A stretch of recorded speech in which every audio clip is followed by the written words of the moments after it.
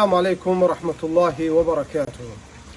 İslam'ın büyük alimlerinden olan Malik İbn-i Dinar rahimahullah buyurur ki, geçmişlerimiz yani İslam'ın büyük alimleri birbirlerine üç şeyi tövsiye ederdi.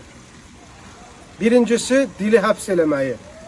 Yani bir araya geldikte birbirlerine derlerdi ki, geybetten, nemmamlıktan, yalan danışmaktan ve dil taraftan gelen belalardan uzak durun. İkinci tövsiyeleri ise birbirlerine derlerdi ki, şerli insanlardan uzak durun.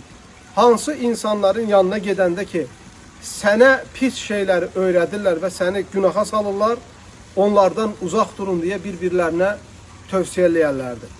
Üçüncü nəsihətləri ise çok istiğfar etmek, Allah'tan bağışlanmak dilemek ve tövbeleri yenilemeyi birbirlerine tövsiyeləyərlərdi. Doğrudan da baxsaq keçmişlerimizin hayatında bu üç şey ne kadar önemliymişsə, bizim dönemimizde de bu kat daha da önemlidir.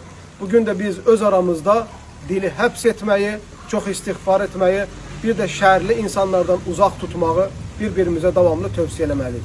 Esselamu Aleyküm ve Rahmetullah.